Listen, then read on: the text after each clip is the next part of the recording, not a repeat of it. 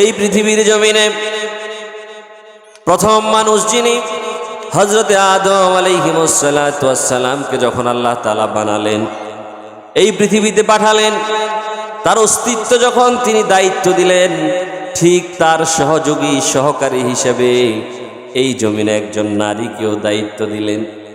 হযরত আদমকে সহযোগিতা করার জন্যে, এই পৃথিবীটাকে সুন্দর করে সাজানোর জন্যে, এই পৃথিবীর সকল জিনিসটাকে পরিপূর্ণতা দান করার জন্য আল্লাহ তাআলা হাওয়া আলাইহিস সালাতু ওয়াস সালামকে পাঠালেন।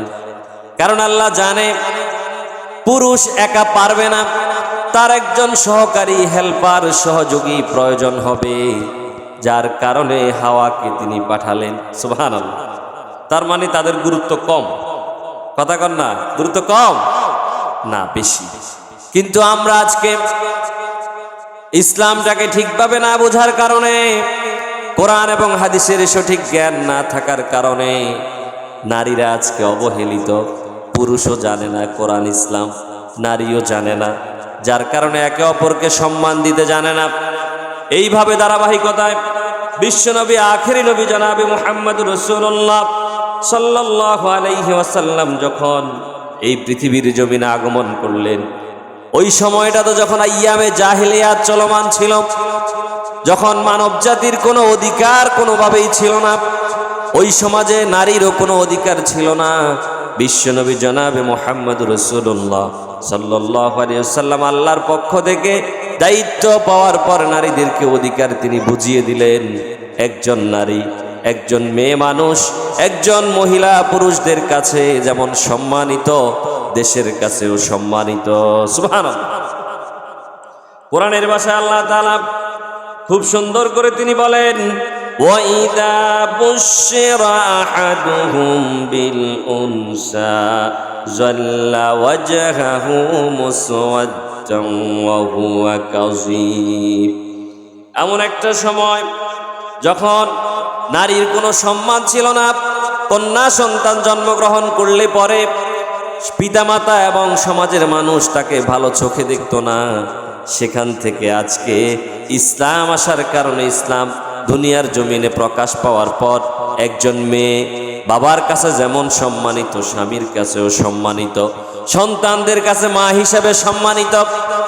কিন্তু কোনো এক সময় এমন সম্মান ছিল, জাহিলিয়াত অন্ধকার, যখন ইসলাম রাসূলুল্লাহ সাল্লাল্লাহু আলাইহি সাল্লাম যখন নবুয়ত এখনো প্রাপ্ত হয় নাই, তার আগ পর্যন্ত আরবের ভূখণ্ডে অথবা সারা পৃথিবীতে নারীদের ন্যূনতম কোনো সম্মান ছিল। সেখানে যে সম্মান এখন, এটা ইসলাম দিয়েছে। কে দিয়েছে? ইসলাম দিয়েছে, কোরআন দিয়েছে, রাসূলের হাদিস দিয়েছে। অসংখ্য প্রমাণ পাওয়া যায়।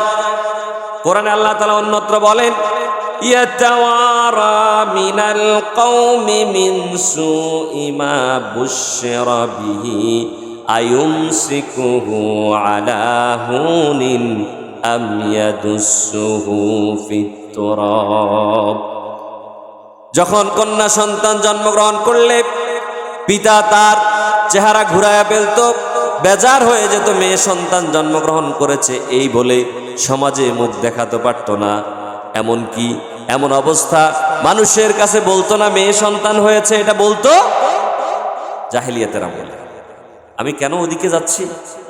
আজকে আমাদের নারীরা সঠিক জ্ঞান না থাকার কারণে আজকে তারা সম্মান পায় না, আর পুরুষরাও সঠিক জ্ঞান না থাকার কারণে সম্মান দেয় না।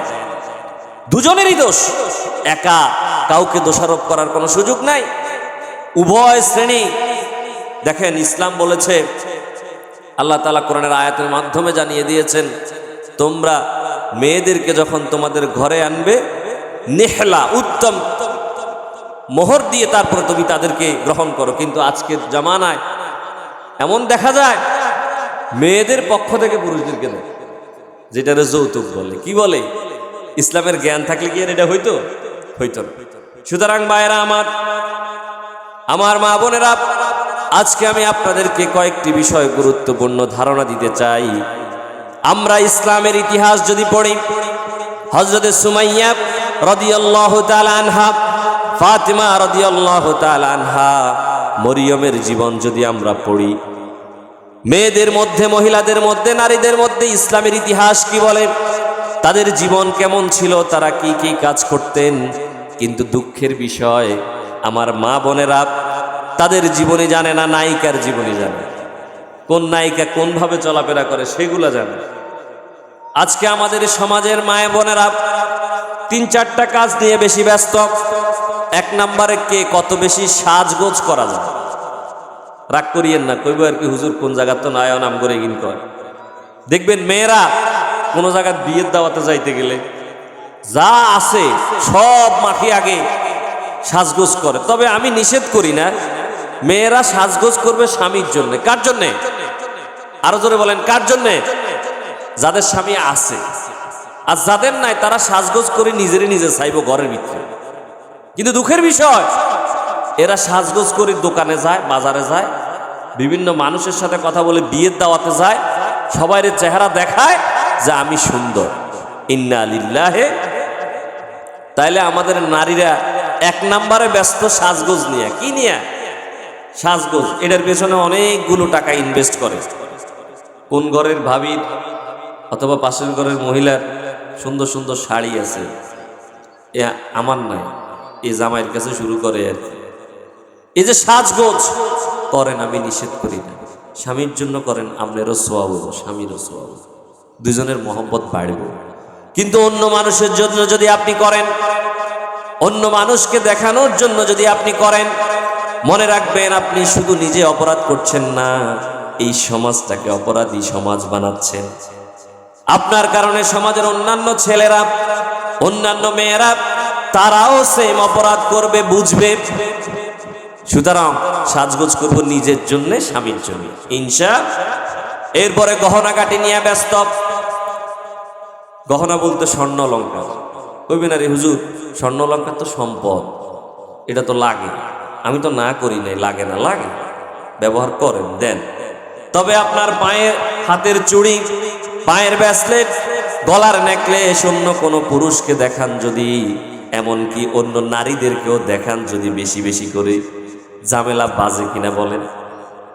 পাশের বাড়ির এক পুরুষ বিদেশের তো আসছে, 2 নেকলেস আনছে, চুড়ি আনছে, হাতের চেইন আনছে।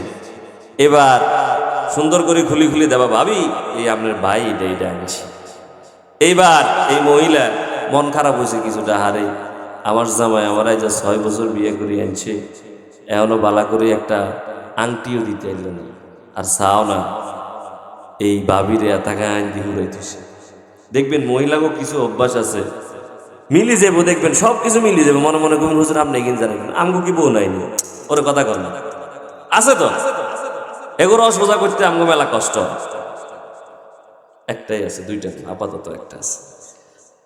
তো ভাইরা আমার, ওই যখন মহিলা তার ওই ভাবি যখন এই স্বর্ণ অলংকার দেখলো, ঘরে গিয়া ওই স্ত্রী তার স্বামীর উপর রাগারাগি শুরু করে। ওই পাশের বাড়ির ভাই বিদেশ থেকে এই আনছে, তুমি আজকে 6 বছর আমারে ঘরের মধ্যে আইনা রাখছো, এখনো কিছু দিতে পারো নাই, থাকুম না যাইয়ে কয় নিয়ে কথা কন না, কয় কিনা? এটা লই তার প্রতিযোগিতা আছে। কিন্তু পাশের বাড়ির কোনো একজন নামাজিওয়ালা মা যদি, কোনো বোন যদি 5 ওয়াক্ত নামাজ পড়ে ঘরে এসে বলে না, অথবা কোনো মা তার নামাজের একটা চকি আছে, নামাজের বিছানা আছে, সুন্দর করে হিজাব আছে, খিমার আছে, সবকিছু আছে, স্বামীর কাছে এসে বলে না অমুক লোক নামাজ পড়ে, তার স্বামী এটা আনছে, তার জন্য তুমি আমার জন্য এটা আনো, এটা বলে না। বরং গয়নাগাটি খোঁটা দেওয়ার জন্য স্বামীকে যত রকমের চাপ আছে সব দেয় কিনা? শুধু দেয় না, যা আছে এমন দেখবেন বেডির 2-3 জায়গা এমন ভাবে কথা বলে, মানে ওই জামাইরে যে জামাই হিসেবে দাম ছাইরা না, এটাও দেয় না। আশা করি আপনাকে আমি এগিন নাই, ইনশা থাকলেও অল্প আছে, থাকলেও না বেশি আছে। ইন্না লিল্লাহি ওয়া ইন্না ইলাইহি রাজিউন। আল্লাহ হেফাজত করে বলে আমিন। এটার পিছনে আপনাকেও দোষ আছে। আপনারা মনে করেন না শুধু বেডি করে দমকাই যাবো না, আপনাকেও আছে, সেদিকেও যাবো ইনশা। এরপরে দেখবেন আমাদের গ্রামের মহিলারা অথবা শহরের মহিলারা আরো একটা কাজ নিয়ে ব্যস্ত, ঘরের আসবাবপত্র। কারো ঘরে যায় একটা আলমারি দেখলে পরে আইসা স্বামীরে নিয়ে বাড়াবাড়ি, কম্বল থনের জায়গা নাই, জামা কাপড় থনের জায়গা নাই, একটা আলমারি বানাও না কে বলেনি? বলে কিনা বলেন? আহা, এই দুই তিনটা কাজ নিয়ে বেডিরা বেশি ব্যস্ত। খাইছে না না খাইছে এটার হিসাব নাই। আলমারি সুন্দর লাগবে, সোফা সেট লাগবে, খাট শোয়ার মতো মানুষ হয়েছে 3 জন, খাট আছে ঘরে সাইরেন, এরপরে ওইটা হুরানো গেছে, এটা পাল্টান, নতুন আরেকটা না নেন, ফারাফারি করে কিনা? আহা, ও আমার মা বোনেরা, মনে রাখবেন এই পৃথিবীতে আমরা কেউ চিরস্থায়ী না, কোন রকম এই জীবনটা চলে যাবে, কিন্তু মনে রাখবেন আখেরাতটাকে এই জমিনের সামান্য লোভ লালসায় পড়ে আখেরাতকে যদি হারিয়ে ফেলেন, যদি পরকালীন জীবনটাকে যদি হারায়া ফেলেন, তাহলে মনে রাখবেন পুরাটাই 16 আনাই মিস। এই দুনিয়া সামান্য, খুব অল্প সময়। সুতরাং আমার মা বোনেরা, ঘরের আসবাবপত্র, আলমারি, খাট, সোফা, বিভিন্ন জিনিস যেমন দরকার, এর চাইতেও বেশি দরকার হচ্ছে